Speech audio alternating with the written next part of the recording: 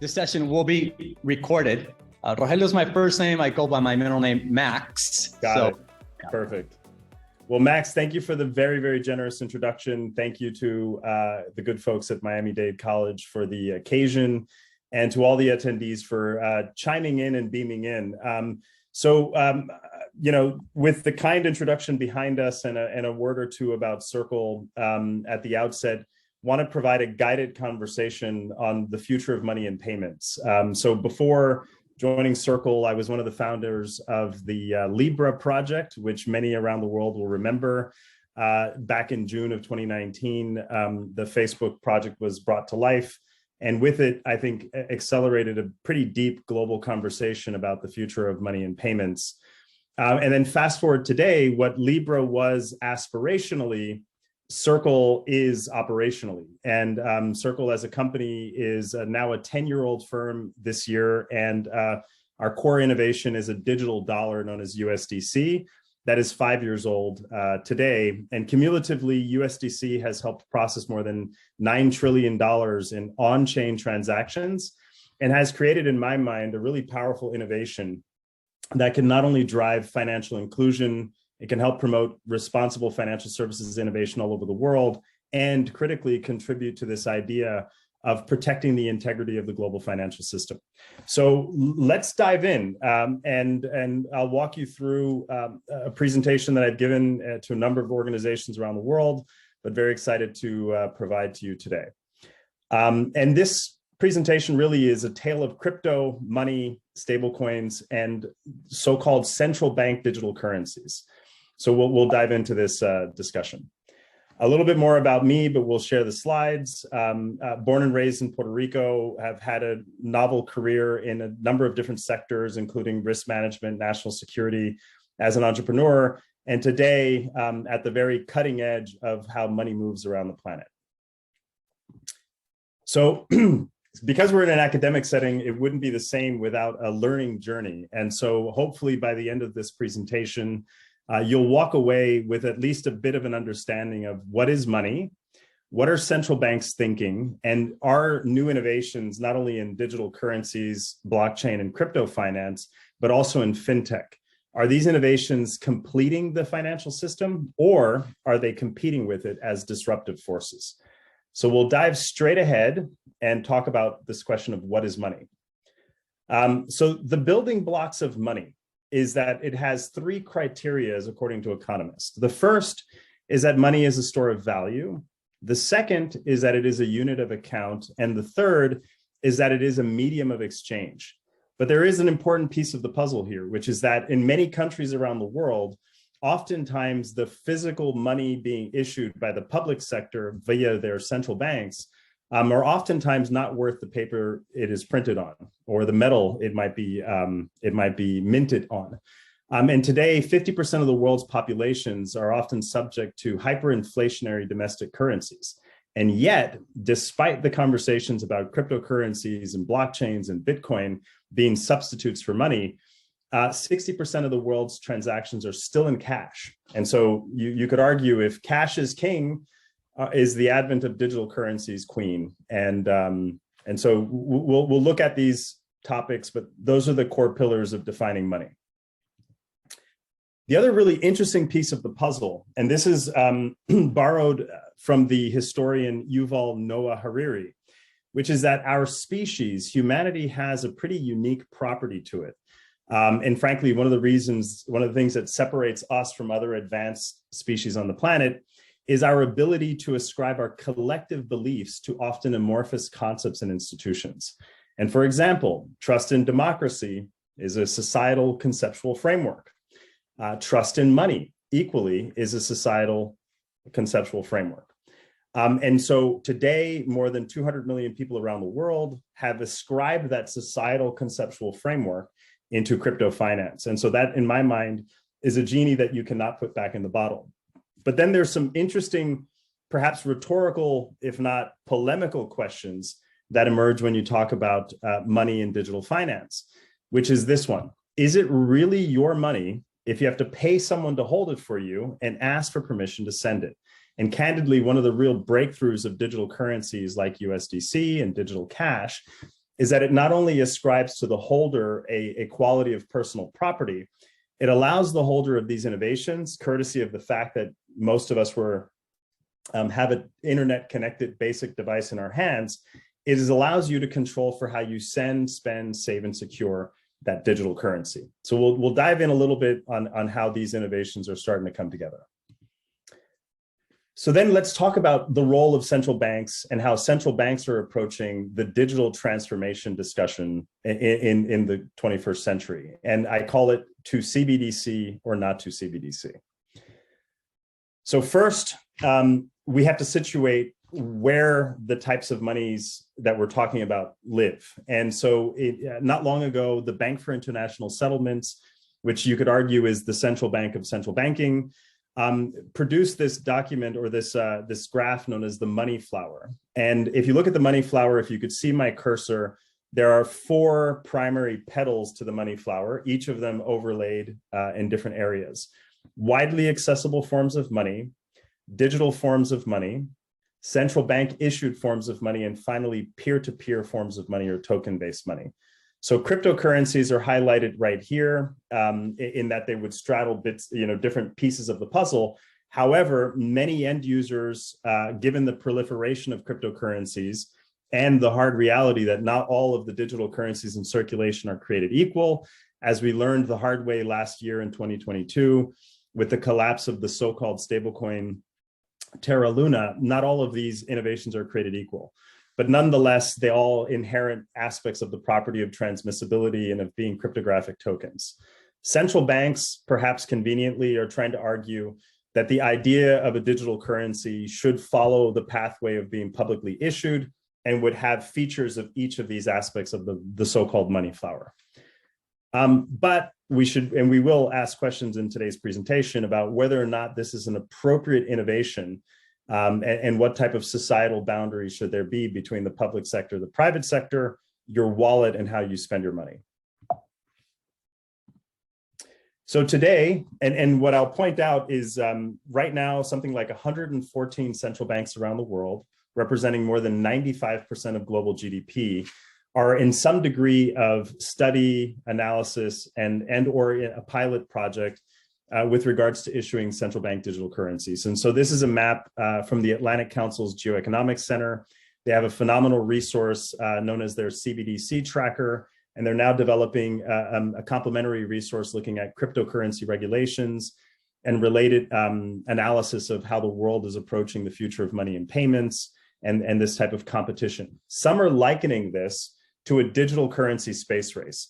And one of the reasons why is this concept that whole countries, some of them could be potentially hostile, are starting to develop digital currency innovations and alternative payment systems innovations.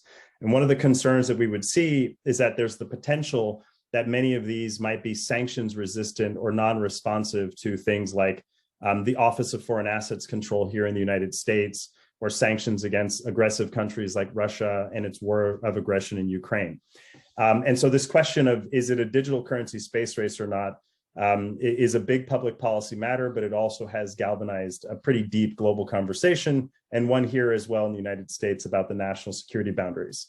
My view, simply like the last and the original space race, is the West and the United States won the space race when our political leaders gave us a destination and then marshaled the whole of society response.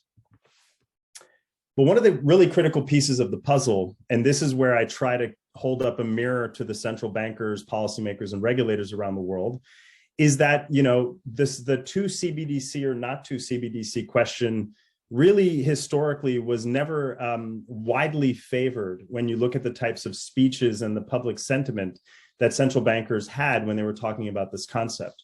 And so that's what this graph is showing, that before 2019, and I'll tell you why that date is important, the idea of the central banks of the world issuing digital currencies, either at the retail level or at the wholesale level, was very much abstract. And if not just abstract, but very much the sentiment to doing this was negative. And there's a lot of reasons why, and there's a lot of consequences. And then all of a sudden, in June of 2019, a project was announced known as Libra with the tagline reinventing money. And I think for a host of reasons, we can talk about them as well, but for a host of reasons, either the implied economies of scale of the types of organizations that were a part of the Libra project, or the potential risk that these innovations could become systemic and pose all kinds of financial stability risks, being extraterritorial and so on. All of a sudden, out of nowhere, virtually all the major central banks of the world are now debating the merits, the risks, the pros and the cons of issuing central bank digital currencies. But in my mind, I don't know if fears of big tech or fears of China tech are sufficient motivation for the central banks to go past their traditional core competency, which is to have lived under the control of Adam Smith's so-called invisible hand. The role of a central bank is macro policy, setting interest rates, and maintaining a target employment rate in an economy. And the second a central bank starts to issue a digital currency, whether wholesale, retail, hybrid, or general purpose, the central bank effectively moves away from its traditional core competency and starts to compete with traditional banks, payment systems, and other forms of money. And here's the problem, right? In one slide, you could see the challenge out loud, which is that despite the fact that there's an enormous amount of interest and study among central bankers, just this week, the Bank of England issued another policy paper outlining what would the construct of the digital pound be. There is no consensus, nor is there broad agreement among central bankers on what the form factor should be for money or the blueprint. And so some are taking the view that digital currencies issued from central banks can be claims-based. Others are taking the view that it should be an object or a token that can be freely transmitted. And so in a world in which we do not have broad agreement, it begs many questions about whether or not this pushes central banks past their core competency. One of the analogies I use is a central bank digital currency is like the equivalent of the FAA, the Federal Aviation Authority, flying planes and building jet engines, as opposed to designating safe conduct in the skies. Dante, I just want to say real quick, thank you for these amazing slides and putting in the time. It's amazing. Thank you. Oh, my pleasure. And when we will, of course, I'm happy to make this very dynamic. So I could speed through slides and we could open up the floor for questions. If there are questions that you want to curate, Alex, in the middle at any point in time, I'm happy to pause and make this more interactive. Otherwise, I'll forge ahead. So I'll take your cues on Q&A, okay? I'm monitoring the chat room for any questions. So if you have questions, just fire away. And it's Max again, close. Sorry, Max. It's okay. I only see me on screen, and it's a pretty one-sided affair. But I'm happy to be here. Awesome. Sorry, Max. So what are central banks hoping to achieve with central bank money? And while all of the goals are lofty and novel, and frankly, here in the United States, up until very recently, I was a member of FEMA's National Advisory Council. That is the country's emergency management agency. Many of the goals make sense, right? Faster payments, the issuance of government to citizen payments, the issue of what is known as purpose-bound money, forms of money that can only be used for example, buying food and substitutes for food stamps. The challenge is that, again, this idea of societal programmability of money poses too many societal questions, despite the fact that there could be some net benefits. But here in the United States, for example, during the pandemic, during COVID-19, we mobilized something like $6.6 trillion of taxpayer-funded money. And the void of fast, auditable, real-time payment systems was a domestic security vulnerability. And the question then is, do we need central bank digital currencies, or do we need better payment rails and faster payment rails, or open banking? And oftentimes the central bank digital currency conversation masquerades a deeper gap in not having fast real-time payments, which is something the United States does not have. So then one other piece of the puzzle is, are many of the goals that central bankers are trying to achieve with central bank digital currencies being fulfilled by privately issued digital currencies like USDC? And another question is, are they ignoring or negating the concept and the reality that most forms of value-added money in circulation on the planet today largely ride on private rails, private or consortium rails? And so my message broadly is to understand the future of money and payments, past is prologue. The dollar is acceptable and understood globally as what is known as a reserve currency, or some call it a hegemonic currency. But the dollar and Coca-Cola can be found under any tree anywhere in the world, from the most remote locations to the most developed, and is broadly accepted as general legal tender. The reason why is because there's a logistics underpinning how the dollar is transmitted, from checks to credit cards to global payment networks like SWIFT, which is an intra-bank payment network, to ACH and wire transfers, to any other form factor. And in our view is, if you want to upgrade and ensure that the dollar becomes the currency on the internet, the form factor has to change, but the rule base for responsible innovation and moving dollars has to conform with the types of rules that preceded us. And there's one really critical distinction that the Chinese Central Bank Digital Currency Initiative, known as the ECNY, has, that today's generation of digital currencies does not. And that is this notion of digital legal tender status. And so does the way to win the digital currency space race have more to do with law and public policy and legislation, and less to do with technology and code? And so I would submit to anybody listening and the policymakers and regulators, better to change a law that endows privately issued digital dollars with something akin to legal tender status than to try to get the Fed and other central banks around the world to become technology innovators. It's not in the DNA of public sectors to innovate, and let alone, I think it's a very bad taxpayer funded bet. So then another really critical question, is cash dead? Well, no one who has ever had the lights go out, and I remind the group that I was born and raised in Puerto Rico. I have endured many a hurricane before. When Hurricane Maria struck Puerto Rico, the lights were out on the island for 6 long months. It was the second longest running blackout in history. And so if you only had technology-powered, electricity-powered forms of money, banking, and payments, then effectively you would be shut down. And so that bears out around the world, that 60% of the world's transactions are still in cash, and physical cash is actually growing nominally inside the United States. Many other countries around the world, like Sweden, have a decline in the circulation of cash and have nearly 100% banking rates among their population.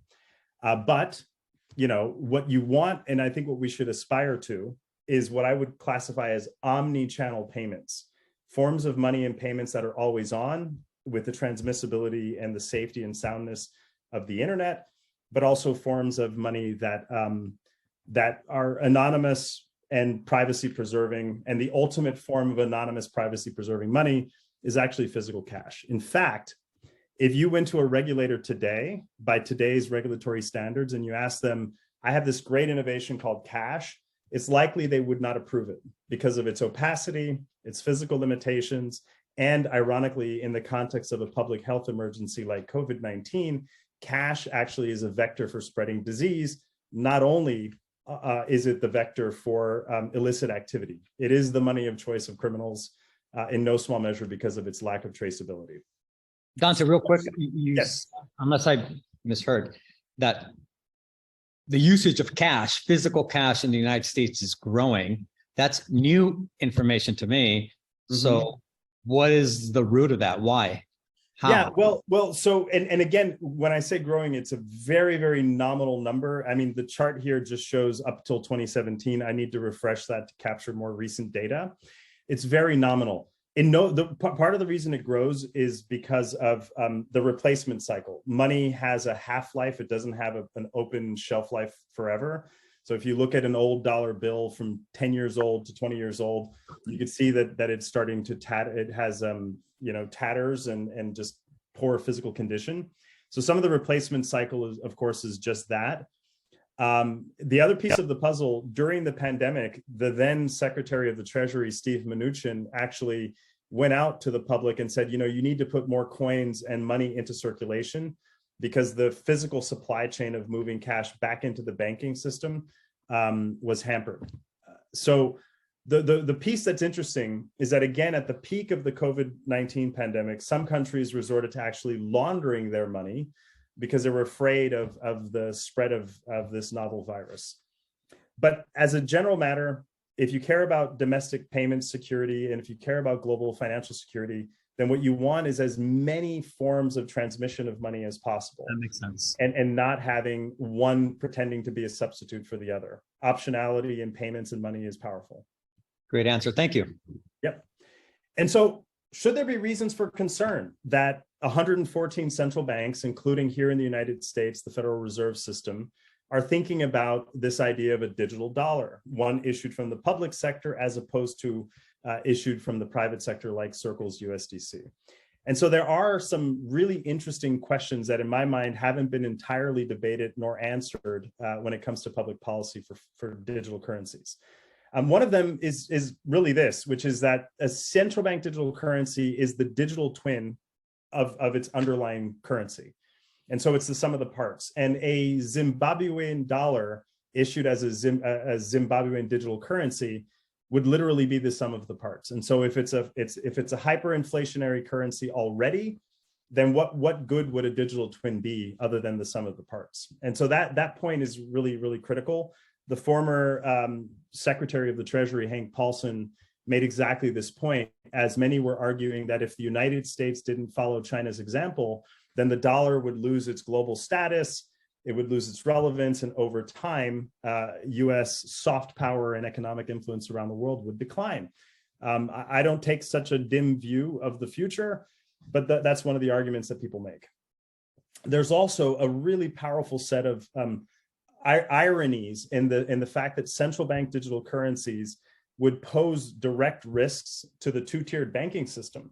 In fact, if you look at most central bank digital currency projects around the world, they often have balance limits on wallets because the banks are afraid that a central bank digital currency would make that a lower form of risk asset in circulation than having money in the deposit base of a bank. And so every major central bank digital currency project imposes transaction limits. The Europeans, for example, in the digital euro, not only do they impose transaction limits, they would also impose the idea that there's no programmability for a digital euro. So begging again the question, what are you really solving for? Are you building an intranet of value and payments? Or, as we think we're competing, are you really supporting this idea of an internet of value and payments, which is open, peer-to-peer, and networked?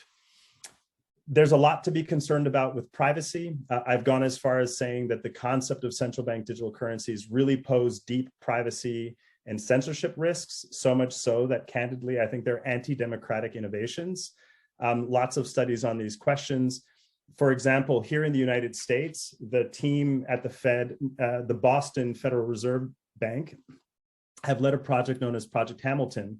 And they come out with 3 conclusions. Notwithstanding the technological capability to issue a central bank digital currency in the United States, they have 3 conclusions. The first is that a central bank digital currency, if issued by the US, would be privacy preserving. The second is that it would be intermediated. And the third, a little bit conflicting with the first 2 points, is that you would have to have know your customer screening on all of the users, which begs the question, are you as a US citizen or user of this innovation going to have a direct account with the Fed? Or will this be an account that is supported by a two-tiered banking system or other payments companies? So the privacy questions are pretty material. I also think these innovations pose some pretty real technology capture risks. For example, blockchains aren't standing still. The internet isn't standing still. All of these technologies are advancing according to Moore's law. But a technology standard paid for by the public sector and by a central bank has to have a 100-year horizon. And so for a technology stack that is moving as quickly as this one, I'm doubtful that the public sector can make a 100-year technological bet. And I also think it's, again, anti-competitive for the public sector to compete with its own banking and financial system. Better to have a model that promotes responsible innovation, rules-based competition, and let the free market win. Last but not least, and this is maybe a history lesson for some on the conversation today, is I do think the whole point of blockchain-based financial services is to actually move away from the single sources of failure technologies that we have in the traditional financial system. I would remind the group that not long ago, one of the 3 global credit bureaus, Equifax, suffered a data breach by being a single point of failure. That data breach exposed more than 150 million people for the rest of their natural life to privacy, identity theft, and all kinds of other risks. And not long ago, the settlement of that case has given each of those affected $5.21 as their recompense for losing all of their personal data. So now you know what the price of data is, but you also know that should your privacy ever be eroded in one of these breaches, it isn't worth the hassle, and you get little in terms of recourse when these big risks happen. And so the idea of a central bank digital currency is just that, central and very likely to introduce single sources of failure as opposed to having resilience and segregation. So with money, a number of things matter, irrespective of the form factor, whether it's a physical dollar, a digital dollar, or a central bank digital currency. The slide is a little small, but I'll just talk through a couple of the quick points here. The idea of scalability, what extra services can be rendered with money. And an example is this concept of programmability and composability. At Circle, our digital dollar USDC is designed to promote open innovation, designed to support programmability, and designed to support composability, which means that other people and other technologists can build on top of it, which creates a whole host of use cases that are not possible. There are, of course, questions around, how does interest accrue, and does it, and should it, and to whom does it go? This question of general acceptance. I mean, one of the reasons USDC and Circle's digital dollar has been so globally prominent is because of price parity to the dollar.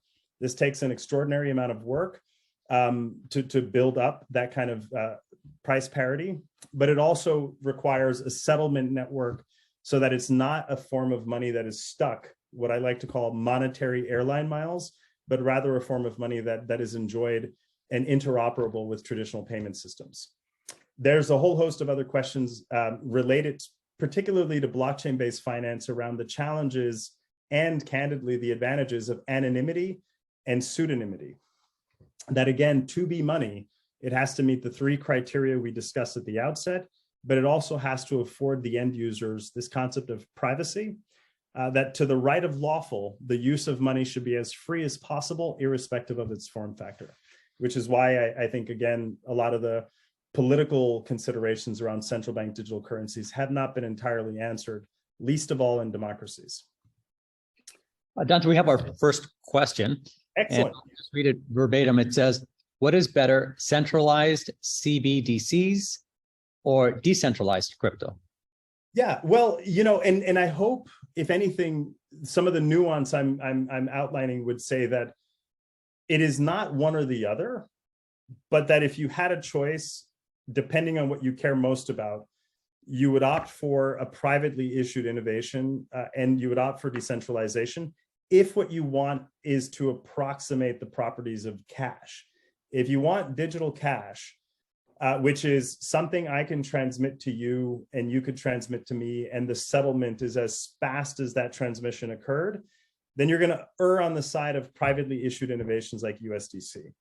If, on the other hand, many of the use cases that central banks are contemplating with central bank digital currencies might look and feel more like intra-bank transfers, things that make it more efficient for banks to transfer monies to each other, that's a perfectly fine innovation. But I don't think it's a substitute for true digital cash like USDC. And so, keeping true to my own commentary, I would say better to have broad payment systems optionality as opposed to being starving for choice, as many countries around the world are right now.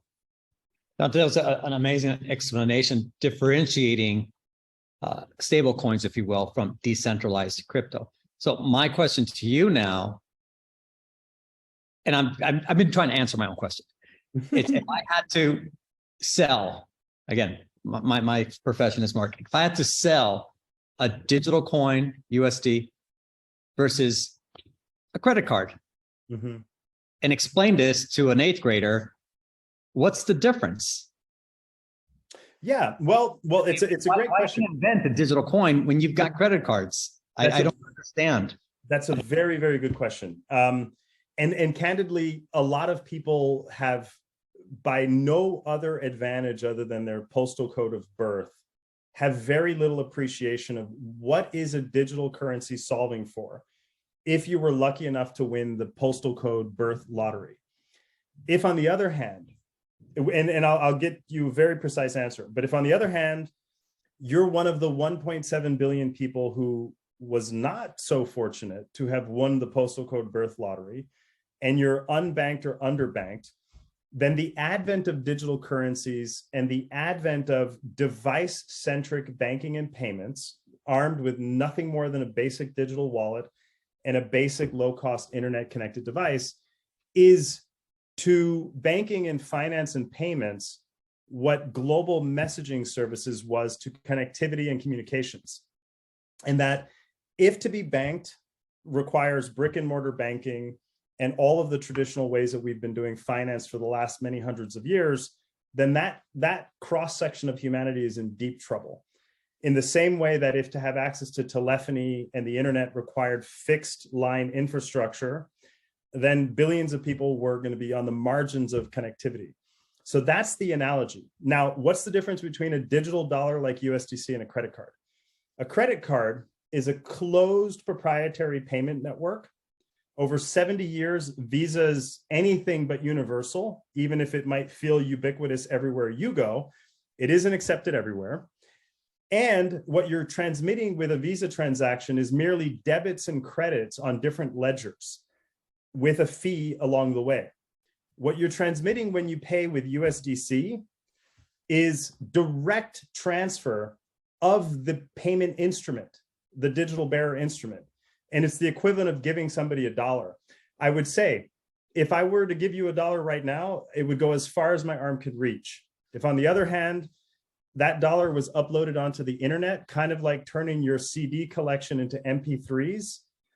Nobody listens to MP3s anymore. All of a sudden, that digital dollar now has transmissibility, user control, and direction that it would not otherwise enjoy if it was being used on a Visa network or being transmitted through traditional banking. One other last point that again, hopefully builds up the knowledge base is that, you know, most, if not all of the world's traditional payment systems are known as walled gardens. That is the equivalent of a Gmail user not being able to email a Hotmail user, because the two standards do not speak to each other. And so a wire transfer to Puerto Rico, where two banks are on the other end of the transaction, takes days, despite the fact that this is a part of the United States. These transactions take days, and you have to pay more for faster service in banking, in part because the technology does not speak to each other. USDC is available in 191 countries, in no small measure because the technology standard is open source, and it's designed for very, very wide interoperability around the world.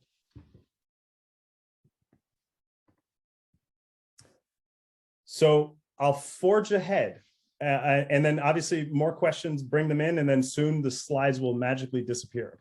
Right. So geoeconomics and geopolitics. So if this is absolutely a digital currency space race, and the United States is losing the digital currency space race, and potentially hostile nations are looking at parallel money movement systems and exporting them all over the world to hundreds of millions of users, sufficient to dethrone the dollar as the world's reserve currency, what are the issues that matter? One of them, of course, is this role of the dollar post the Second World War and the creation of the Bretton Woods system as an extension of US soft power. We saw that very much in play with the conflict with Russia and Ukraine. And that the American government and the Western government and NATO allies were able to direct SWIFT, a private consortium of money movement, to sanction targeted Russian banks and to sanction targeted Russian individuals. That is how soft geoeconomic power is expressed, without having to send tanks and drones and jets. But would that be blunted if in fact there were very large alternative payment systems or large alternative global currencies? The other question is a little bit of a conundrum. Do these innovations circumvent rules? Are they sanction resistant? And can they shirk compliance obligations, including paying taxes? Or do these innovations make it harder for people to hide? We argue the latter, that blockchain-based financial services, courtesy of the fact that blockchains record microtransactions forever, is that they leave behind digital breadcrumbs that make it very hard for illicit actors to hide for very long. There's also a set of issues related to this, I think, false narrative that cryptocurrencies equate to a rise in ransomware. I spent a big portion of my career dealing with emerging cyber risks at all levels of government and the market. And the hard reality is that most cyber risk emanates between the keyboard and the chair, and that if you solved for human curiosity not to click the link, the ransomware scourge would go down. And that it is a better place to be, that you have companies like Chainalysis, Elliptic, and many others that are like a digital fire brigade who could respond to any of these events when they occur.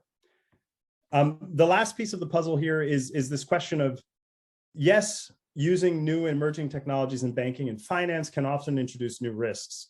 However, in my mind, and maybe it's a bit simplistic, leaving 3 billion people on the margins of the formal economy is itself a risk. And I would argue that there's a bigger risk in doing nothing, and there's a bigger risk in not having had evolution of the post 9/11 global financial crime compliance framework, which has in many cases, due to bank de-risking, left entire continents and regions of the world on the edges of the formal economy. That void is being filled not only by nation state actors, but a lot of potentially risky alternatives. And it's a better place to be to promote this idea of a global, flat, and interconnected financial system that imports the values of the United States and other countries, as opposed to being subjected to a race to the bottom. So now we transition and over to this question of competition or completion. How do digital currencies reconcile with the public interest? Or, as many politicians are saying, crypto should be let to burn, we should let it burn, we should marginalize it and contain it from the banking and financial system. So, future of money and payments. If you care about this idea of open, universally accessible money that can at the same time preserve privacy and be compliant, but over time, the more you get the policy environment right, affords the type of legal certainty that you would enjoy with this digital legal tender concept that I outlined before. Is this possible, or is it inconsistent with the way central banks and banking and money is going to evolve? So now, we talked a lot about real money in the classical sense with the words "in God we trust." If you were transitioning over to that category of 200+ million people who have opted into the digital assets economy and the crypto economy, you would say "in code we trust." And for many of the younger viewers on today's conversation, they're used to the instant gratification of having devices in their hands and a world that is somewhat intermediated by technology. And so that is a mega trend that isn't going away. Indeed, during the course of the 2 years of COVID-19, we accelerated a decade's worth of digital transformation and technological dependency in the US and all over the world. And so it is, in my mind, inextricably linked that money, Wall Street, banking, finance, and payments would also be subjected to these mega trends and would have to incorporate more forms of money and transformation in its business model. So at Circle, as I'd mentioned at the outset, our core product is digital cash, a digital bearer instrument known as USDC that, in our view, protects and preserves the two-tiered banking system, but keeps a critical air gap between the central bank, the bank, your wallet, and how you spend your money, but also fulfills a promise of where money currently falls short if it were only to be transmitted on closed walled garden rails and only to be available to people who have access to the brick and mortar banking system. We've seen this being used all over the world today, from UNHCR's disaster response in Ukraine to humanitarian support for doctors in Venezuela. As we speak, we're working on Turkey and Syria earthquake response efforts to get a form of money in the hands of people that is universally portable and is not subject to the capture, if you will, of the brick and mortar banking system. We also think this can be done in a manner that advances rules around financial integrity, protects and preserves core issues in global banking around anti-money laundering, countering the financing of terrorism, sanctions regimes, and so on, for which the very best way to evolve and develop this innovation is to follow what regulators call same risk, same rules, technology neutral approaches to regulation.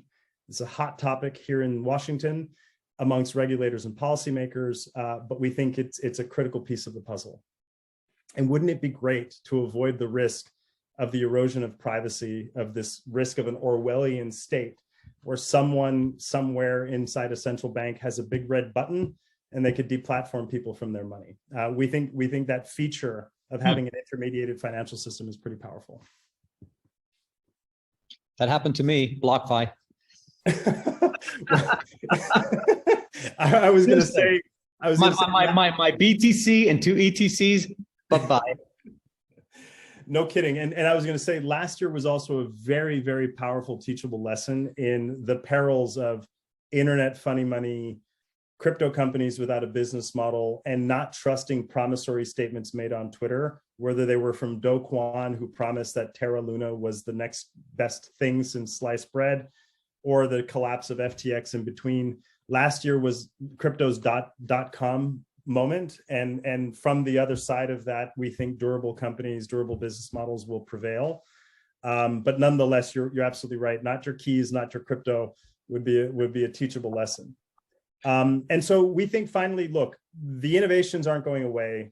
And the way to win the actual digital currency space race is to promote whole of society, rules-based competition that advance economic competitiveness and can extend the reach of dollars all over the world, including on the internet. So lots more resources we can share with participants and students. And then with that, I thank you. That's the end of the slides. Happy to go fully on screen, and then we can open up for any questions. First of all, round of applause for me representing everyone here at this group. Amazing, thorough, articulate those slides. I'm glad we're recording this. And I did put my MDC email address if anyone would like a copy of this. So, so Dante, what 2023 is just beginning. Just in general, what are Circle's business goals for 2023? Yeah, well, for us, we are really keeping an eye on moving away from the narrative that, number one, the term crypto is a little bit problematic because it's a catch-all term. It's meant to pick up the entire asset class, the entire industry. Equally, the term blockchain, has too much under it in terms of categories. And so for us, 2023 is all about demonstrating the utility value, the real world impact, so that the next time there's a Senate hearing and someone says, Mr. Disparte, this all sounds great, but you're little more than a poker chip in a crypto casino. I want to be able to underscore the real people and who are benefiting from lower cost forms of payment and money. So that motivates a big cross-section of our work. Last year, we rolled out an initiative known as Circle Impact, which had 3 core pillars. One of them was financial literacy, not for everyone, but targeting for the folks that are historically marginalized from the financial system. So we've partnered with historically Black colleges and universities. We've partnered with institutions around the world to drive core literacy. If this is the 3rd generation of the web, what is known as Web 3, in which you could read, write, and own digitally scarce assets, I don't want this generation to leave people behind like 1 and 2 did. And so it's going to require deeper engagement with communities that are oftentimes marginalized. We also put in there a commitment to partner with minority-owned banks and community banks, which we're fulfilling. And then the 3rd piece is humanitarian interventions. These are forms of money that can reach people in near real time, where all the traditional banking system, as in the case of Turkey or in Ukraine, might literally be in physical craters. This is a form of device-centric money that is pretty powerful. Will work bring you to Miami by chance? Do you think this year? It'd be great. Work and play. Oh, let me show you something. Yeah. I'm gonna give you a 30-second tour. This is just one room here at the BIT Center. This room is very colorful, very collaborative, lots of energy. This is where we talk about digital marketing and help our students get certified with companies like TikTok, Google, where I'm walking to right now. Battleship. Look at that. I love it. Wall Street ticker. I love it. Look at these students. Love it. right there. I don't know if you could see through I the could see them. You know what you need in that room? terminal. That is amazing. We need a digital asset experience center in that room so that we don't just talk about digital assets and crypto, but they can put their hands on it. So we're getting all our students here at MDC. Again, fees are waived. Bloomberg Market Certified. We launched Smith Student Managed Investment Fund using all the protocols of an investment firm with real dollars. Yeah. Doing research on Bloomberg terminals, picking stocks in crypto to grow those funds. So that was a long way to say, hey, if you come to Miami, love to have you walk into the BIT Center and meet our students face to face. Count on it. I'm going to take that invite. Now that it's been given, the next round is in Miami. Awesome. I'm checking the chat room. I don't see any questions. So yeah, let's do it. Let's count on a part 2. If not by Zoom in person, that would be amazing. Amazing. Well, listen, it was a real pleasure. Hopefully the content resonates with participants and the audience. These topics aren't going away. This is, I think, going to be an issue that's here to stay. It'll animate a lot of public policy, a lot of market developments in 2023 and beyond. So hopefully this was a good session for you and for participants. Thank you, Dante. Thank you all. Thanks. Bye-bye.